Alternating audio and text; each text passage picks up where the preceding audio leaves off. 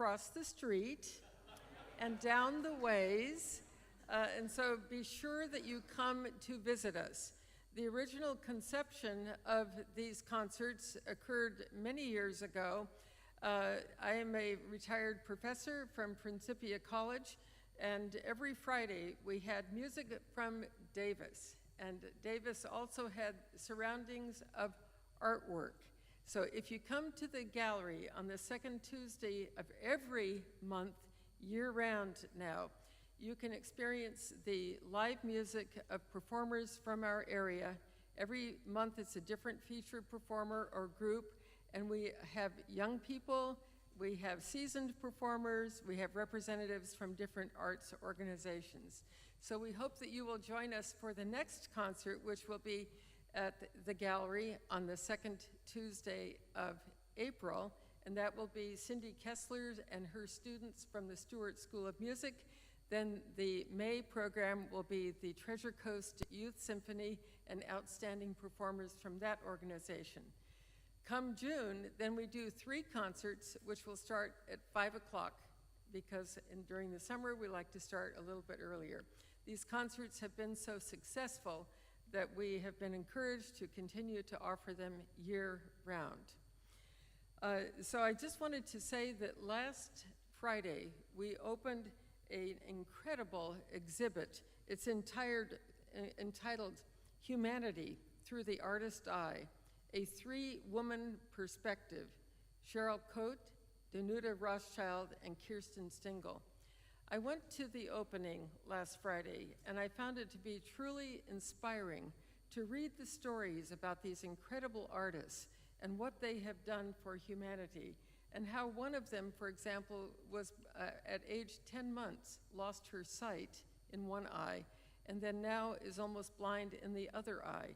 And so the creations are dictated by this development in her life, which parallels the great Beethoven with his hearing loss. And to see what this artist has done with overcoming the incredible limitations, it truly is inspiring. So I hope that you will come and see the exhibit at the gallery down near the courthouse. It is located in the old courthouse. The reason I am here today is because Nancy Turrell, our executive director, had to be in another place, and we have to figure out how we can be 2 places at once. So I am here, and I'm Dr. Marie Jerry Beamish, and in this role today, I am chairman of the Arts Foundation of Martin County. As many of you know, we are embarking on a huge transformational project in our area. We are all well acquainted with the Stewart High School, the old classic Stewart High School that is now 100 years ago when it was built. It is our hope and dream that this will be transformed into a huge cultural center housing music, art, drama, theater, and poetry, and culinary arts, and everything coming into one gigantic hub. This is a project that we are seriously down the road on, and we look forward to welcoming you in that venue, hopefully in about 3 years. In the meantime, today we are very happy to be here in this beautiful auditorium and celebrating this year this magnificent gift of this gorgeous Steinway Concert Grand. So we today have 2 pianists who are going to be presenting the Sunset Concert at the gallery. One of them is Brandon Glick. Now most of you know him because he is the music director, pianist, and organist here at St. Mary's Episcopal Church.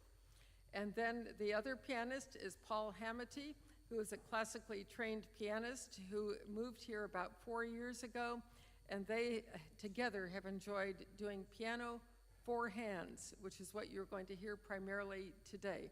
Each of them will also perform a solo, and they will tell you about their program. One last announcement. Be sure that you are aware that by a simple donation, you can receive this gorgeous magazine quarterly, and it tells you all about everything going on in the arts.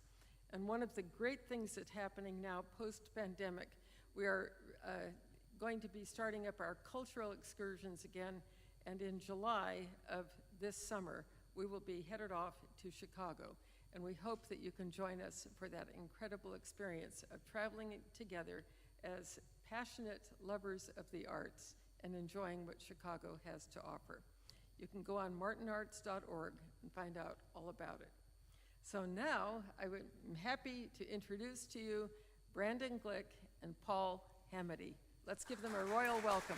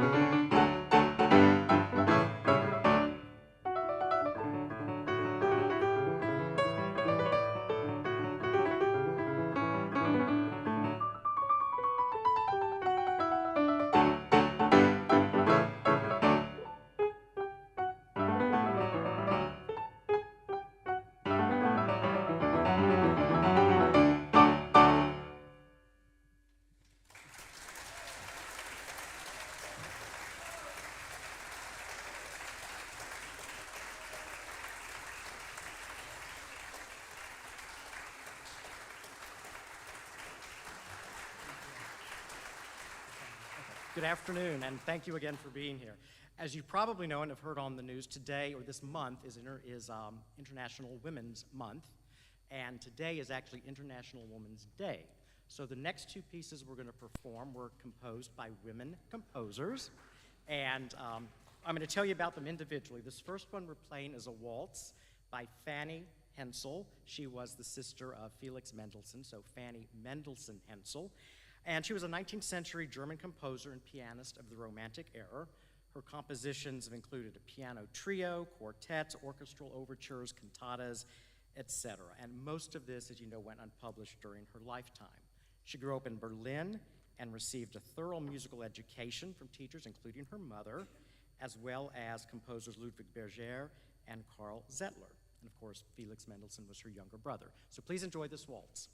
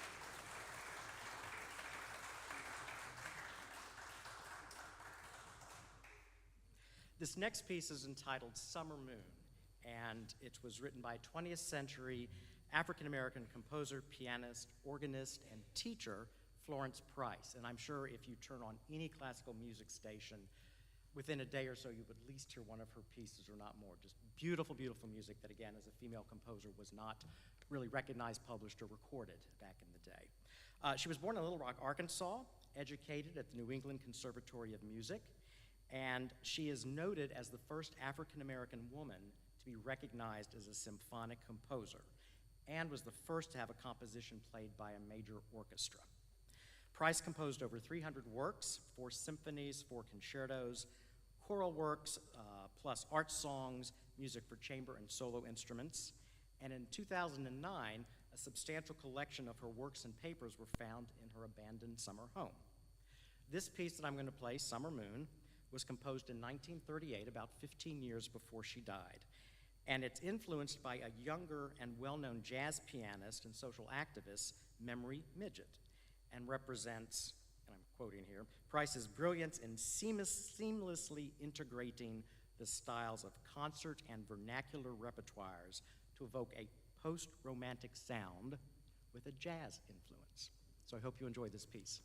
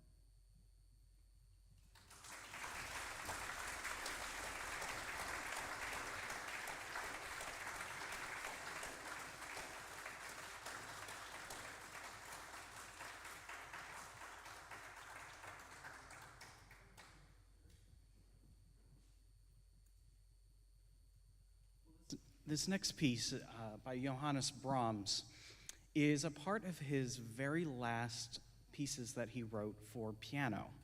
His Opus 18 is a collection of short pieces that are just moving, wonderful, wonderful music.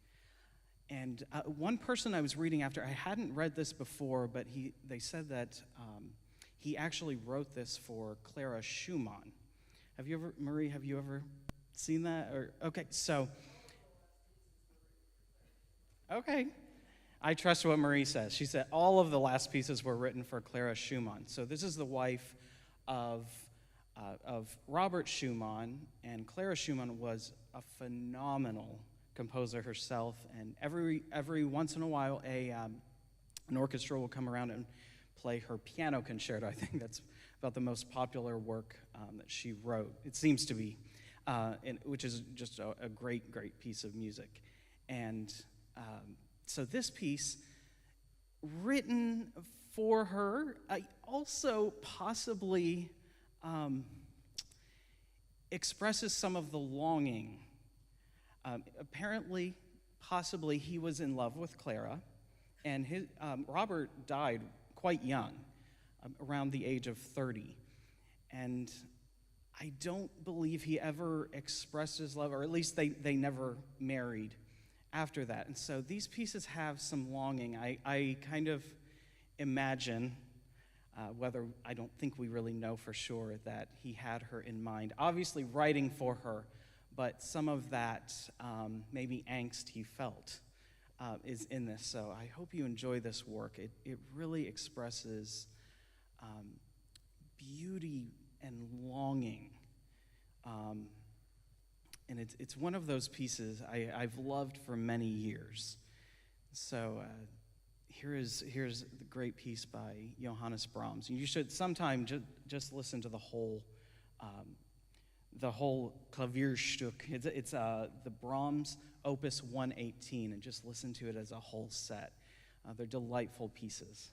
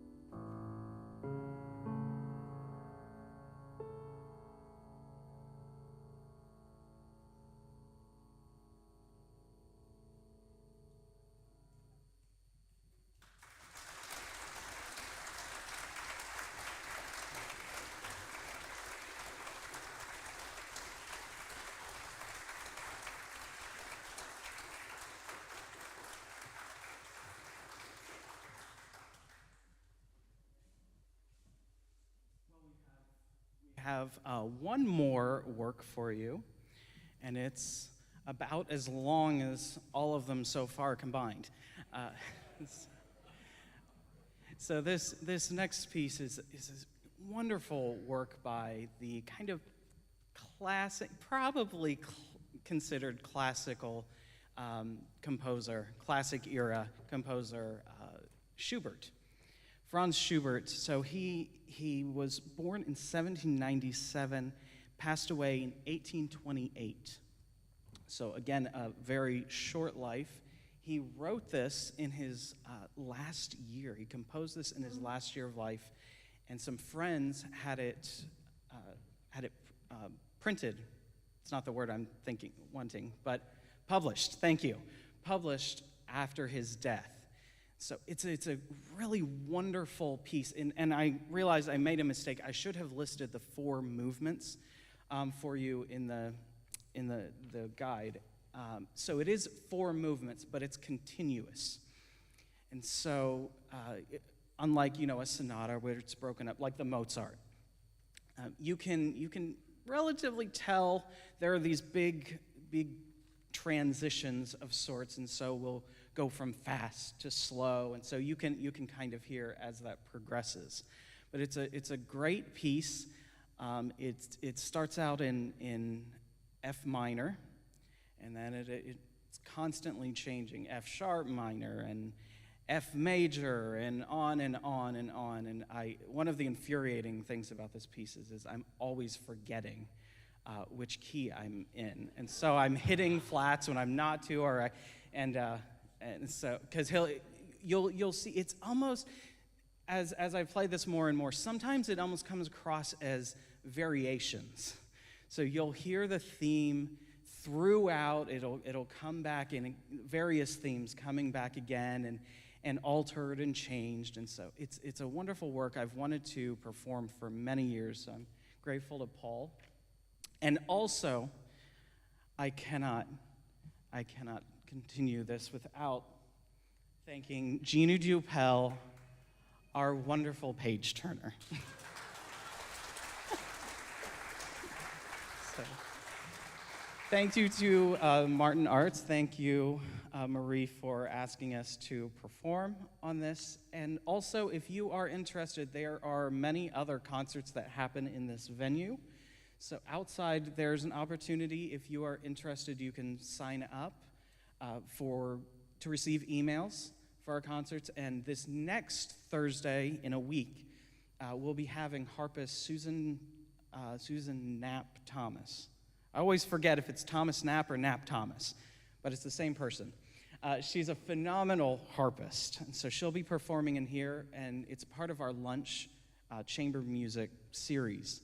So we set up tables, and there's a kitchen back there, so we serve lunch, and then afterwards about a 30 to 45-minute chamber concert, and that changes. Next month it'll be piano and vocal, and we've done cello and violin and piano, so we change it up. So I hope you can join us for that. There are flyers out there, and that's $20. It includes lunch. And I don't think I'm sure I'm forgetting something, but that's okay. So thank you again to the MartinArts. Thank you for coming, and please enjoy Schubert's Fantasy in F minor.